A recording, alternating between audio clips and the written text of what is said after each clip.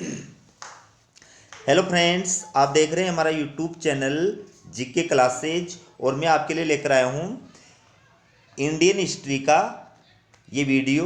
बहुत important question है दोस्तों। चलिए पहला क्वेश्चन देखिए। शिक्षा शब्द संस्कृत भाषा के शिक्ष धातु से बना है। शिक्ष का अर्थ है, इसका सही उत्तर होगा विद्या प्राप्त करना। ठीक है दोस्तों, मैं आपको ये भी बता दूं कि विद्या शब्द जो है ये भी संस्कृत के विद धातु से बना है, जिसका अर्थ होता है जानना या ज्ञान प्राप्त करना। फिर है, प्राचीन भारतीय शिक्षा से संबंधित कौन सा कथन असत्य है? असत्य कथन बताना आपको। तो इसका उत्तर होगा दोस्तों शिक्षा पर राज्य का नियंत्रण। ये प्राचीन भारतीय शिक्षा से संबंधित असत्य कथन है। बाकी जो कथन है तीनों वो सत्य हैं। देखिए आप, शिक्षा पर राज्य का नियंत्रण नहीं, बिल्कुल सही है। निःशुल्क शिक्षा ये भी सही है। शिक्षा जीवन पर्यंत चलने वाली प्रक्रिया ये भी सही है। प्राचीन भारतीय शिक्षा के परा पाठ्यक्रम में निम्न में कौन सा विषय शामिल नहीं था? ये लिखने में मिसप्रिंट हो गया दोस्तों, यहाँ पर आएगा विषय शामिल नहीं था। इसका उत्तर होगा तर्कशास्त्र। दोस्तों प्राचीन भारतीय शिक्षा का जो पाठ्यक्रम है उसको दो भागों में बांटा गया था। एक परा जिसको आध्यात्मिक कहा जाता है, एक है अपरा जिसको लौकिक कहा जाता है। तो परा जो पाठ्यक्रम था उसमें वेदों का अध्ययन किया जाता था, वेदांग का अध्ययन किया जाता था, दर्शन का अध्ययन किया जाता था, लेकिन तर्कशास्त्र का अध्ययन जो है वो अपरा में किया जाता था। अगला क्वेश्चन देखिए। प्राचीन भारतीय शिक्षा की अपरा विद्या के अंतर्गत निम्न में से कौन सा विषय, यहां पर लिखने मिसप्रिंट हो गया, विषय शामिल नहीं था? इसका उत्तर है दोस्तों धार्मिक साहित्य। धार्मिक साहित्य। मैंने अभी आपको बताया कि प्राचीन भारतीय शिक्षा जो थी उसको दो पाठ्यक्रमों में बांटा गया था, परा यानी आध्यात्मिक, अपरा यानी लौकिक। तो जो अपरा विद्या थी उसका जो सिलेबस था उसमें क्या क्या पढ़ाया जाता था? ज्योतिष, राजनीति शास्त्र, ललित कला, ठीक है, इसके अलावा गणित, भूगर्भ विज्ञान, आयुर्वेद, ललित कला, ये सब विषय पढ़ाए जाते थे। लेकिन ये जो धार्मिक साहित्य है ये परा विद्या में पढ़ाया जाता था। अगला क्वेश्चन देखिए। वैदिक शिक्षा के उद्देश्यों में शामिल है। वैदिक शिक्षा के उद्देश्य जो है उसमें शामिल है। इसका उत्तर है उपयुक्त सभी। यानी ईश्वर भक्ति एवं धर्म प्रधान शिक्षा ये भी वैदिक शिक्षा का उद्देश्य था। चरित्र निर्माण भी वैदिक शिक्षा का उद्देश्य था। चित्तवृत्ति विरोध ये भी वैदिक शिक्षा का उद्देश्य था। तो ये तीनों ही वैदिक शिक्षा के उद्देश्य थे। अगला क्वेश्चन है, गुरुकुल शिक्षा प्रणाली की निम्न में से कौन सी विशेषता नहीं है? प्राचीन काल में भारत में गुरुकुल शिक्षा प्रणाली प्रचलित थी, तो उसकी इनमें से कौन सी विशेषता नहीं है? इसका उत्तर होगा दोस्तों 4 नंबर का। 4 नंबर का, गुरुकुल राजाओं के द्वारा स्थापित किए जाते थे। ये जो है गलत है। सही क्या है? गुरुकुल वास्तव में आवासीय विद्यालय थे। गुरुकुल में शूद्रों की शिक्षा वर्जित थी। गुरुकुल में आपसे गुरु के आश्रम में रहता था। गुरुकुल में शिष्य जो था वो गुरु के आश्रम में रहता था। ये तीनों सही है। चौथी विशेषता है वो इसकी नहीं है। अगला क्वेश्चन है, वैदिक कालीन शिक्षा में ज्ञान की प्राप्ति के लिए 3 प्रकार की विधियां अपनाई जाती थी। उनमें से कौन सी विधि शामिल नहीं थी? तो इसका दोस्तों उत्तर होगा चित्तवृत्ति विरोध। वैदिक कालीन शिक्षा में ज्ञान की प्राप्ति की 3 विधियां थी, उसमें चित्तवृत्ति विरोध नहीं था। तो 3 विधियां कौन कौन सी थी? पहली थी श्रवण, इसका मतलब होता है सुनना। दूसरी विधि थी मनन, इसका मतलब होता है चिंतन करना। तीसरी विधि थी निर्दिध्यासन। निधिध्यासन इसका मतलब होता है अनुभूति करना। अगला क्वेश्चन देखिए, बुद्ध शिक्षा प्राप्त करने वाले बालकों के समूह को कहते थे। बुद्ध शिक्षा प्राप्त करने बालकों के समूह को संघ कहते थे। बुद्ध युग में शिक्षा एवं विद्या के केंद्र थे। तो बुद्ध युग में शिक्षा और विद्या के केंद्र संघ थे। बुद्धकालीन शिक्षा में आरंभ के 6 माह तक छात्रों को किसका अध्ययन करना होता था? तो इसका उत्तर होगा सिद्धिरष्टु। बुद्धकालीन शिक्षा में आरंभ के 6 माह तक छात्रों को सिद्धिरष्टु नामक पोथी का अध्ययन करना होता था। ठीक है। फिर है बुद्ध काल में शिक्षा का माध्यम थी। बुद्ध काल में शिक्षा का माध्यम कौन सी भाषा थी? उत्तर आएगा पाली। बुद्धकालीन शिक्षा के उद्देश्यों में कौन सा उद्देश्य शामिल नहीं था? बुद्धकालीन शिक्षा के जो उद्देश्य थे उसमें कौन सा उद्देश्य शामिल नहीं था? चौथा है ईश्वर भक्ति, ये शामिल नहीं था। बाकी निर्वाण प्राप्ति भी था, चारित्रिक उत्थान भी था, बालकों को आत्मज्ञान तथा आत्मानुशासन ये भी था। फिर है प्रव्रज्या संस्कार का संबंध किस धर्म की शिक्षा से है? इसका उत्तर है बौद्ध धर्म। प्रव्रज्या संस्कार का संबंध बौद्ध धर्म की शिक्षा से है। दोस्तों प्रव्रज्या संस्कार इसका अर्थ होता है बाह्य गमन या बाहर जाना। तो लगभग 8 वर्ष की आयु में प्रव्रज्या संस्कार किया जाता था। विनय पिटक में लिखा गया है कि बालक के सिर के बालों को साफ कर पीले वस्त्र धारण कर मठ के भिक्षुओं के चरणों में बैठाकर विद्या आरंभ करता था।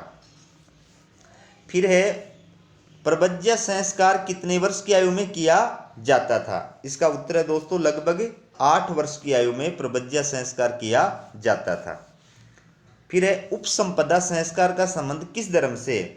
उपसंपदा संस्कार का संबंध बौद्ध धर्म से। उपसंपदा संस्कार का मतलब क्या होता है? विद्याध्ययन की समाप्ति। उपसंपदा संस्कार का मतलब होता है विद्याध्ययन की समाप्ति। ये संस्कार निरंतर 12 वर्षों की कठोर शिक्षा लेने के उपरांत किया जाता था। इस संस्कार के बाद व्यक्ति बौद्ध संघ का सदस्य माना जाता था तथा उसे पूर्ण भिक्षु के रूप में मान्यता प्रदान कर दी जाती थी।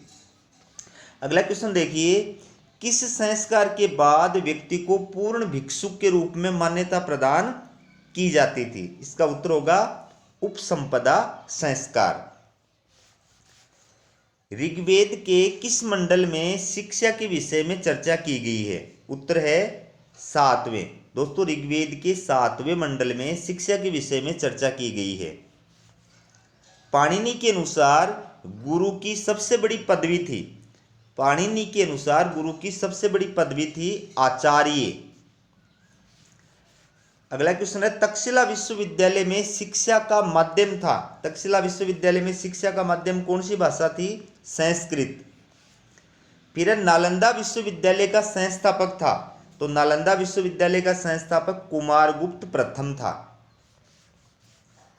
अगला है 1193 ईस्वी में बख्तियार खिलजी ने किस विश्वविद्यालय के भवन व पुस्तकालय को जलाकर नष्ट कर दिया था? इसका उत्तर होगा नालंदा विश्वविद्यालय। विक्रमशिला विश्वविद्यालय का संस्थापक था। विक्रमशिला विश्वविद्यालय का संस्थापक था धर्मपाल। फिर प्राचीन काल में वेदाध्ययन किया जाता था। वेदाध्ययन किया जाता था। उत्तर है उपनयन संस्कार के बाद में। फिर है ह्वेनसांग ने किस प्रसिद्ध विश्वविद्यालय में अध्ययन किया था? तो ह्वेनसांग ने नालंदा विश्वविद्यालय में अध्ययन किया था। ह्वेनसांग चीनी यात्री था जो हर्षवर्धन के समय भारत आया था।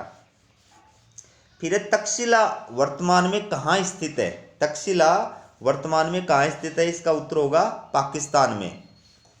अगला क्वेश्चन देखिए, चीनी यात्री इत्सिंग ने किस प्रसिद्ध विश्वविद्यालय में अध्ययन किया था? तो इसका उत्तर होगा चीनी यात्री इत्सिंग ने नालंदा विश्वविद्यालय में अध्ययन किया था। इत्सिंग जो था वो हर्षवर्धन के बाद के काल में भारत आया था। फिर तक्षशिला को यूनेस्को के द्वारा किस वर्ष विश्व धरोहर घोषित किया गया था? उत्तर होगा 1980 में। नालंदा विश्वविद्यालय का प्राचीन नाम था। नालंदा विश्वविद्यालय का प्राचीन नाम नाल था। प्राचीन नालंदा विश्वविद्यालय किस राज्य में स्थित था? प्राचीन नालंदा विश्वविद्यालय बिहार राज्य में स्थित था। नालंदा विश्वविद्यालय के पुस्तकालय को किस नाम से जाना जाता था? तो इसका उत्तर होगा नालंदा विश्वविद्यालय के पुस्तकालय को धर्म यज्ञ के नाम से जाना जाता था। फिर नालंदा विश्वविद्यालय के पुस्तकालय का विभाग नहीं था। नालंदा विश्वविद्यालय के पुस्तकालय का विभाग नहीं था। इसका उत्तर होगा रत्नागार। दोस्तों नालंदा विश्वविद्यालय के पुस्तकालय के 3 भवन थे या 3 विभाग थे, रत्न रंजक, रत्न सागर और रत्नोधि। ठीक है, रत्नागार नहीं था। अगला क्वेश्चन देखिए, बख्तियार खिलजी द्वारा नालंदा विश्वविद्यालय को नष्ट किए जाने का उल्लेख मिलता है। इसका उत्तर होगा तबकात ए नासिरी ग्रंथ के अंदर मिलता है। नालंदा विश्वविद्यालय में छात्र शिक्षक अनुपात था कितना? 1:10, यानी 10 विद्यार्थियों के पीछे 1 शिक्षक होता था। फिर है नालंदा प्राचीन काल में बुद्धकालीन शिक्षा का प्रमुख केंद्र था। विशेषकर यहाँ बुद्ध धर्म की किस संप्रदाय की शिक्षा दी जाती थी? उत्तर है महायान। विक्रमशिला प्राचीन काल में बुद्धकालीन शिक्षा का प्रमुख केंद्र था। विशेषकर यहाँ बुद्ध धर्म की किस संप्रदाय की शिक्षा दी जाती थी? इसका उत्तर होगा वज्रयान। फिर प्राचीन विक्रमशिला विश्वविद्यालय स्थित था। प्राचीन विक्रमशिला विश्वविद्यालय जो है ये बिहार में स्थित था। 1203 ईस्वी में बख्तियार खिलजी द्वारा किस विश्वविद्यालय को दुर्ग समझकर नष्ट कर दिया गया था? इसका उत्तर होगा तक्षशिला विश्वविद्यालय को। फिर देखिए, किस विश्वविद्यालय के महाविद्यालयों से संबद्ध आचार्यों को द्वार पंडित कहा जाता था? इसका उत्तर होगा दोस्तों विक्रमशिला। विक्रमशिला विश्वविद्यालय से एफिलेटेड जो कॉलेजें होती थी, उन कॉलेजों के जो आचार्य थे उनको द्वार पंडित कहा जाता था। अगला है, प्राचीन भोजशाला विश्वविद्यालय की स्थापना किसने की थी? तो प्राचीन भोजशाला विश्वविद्यालय की स्थापना राजा भोज ने की थी।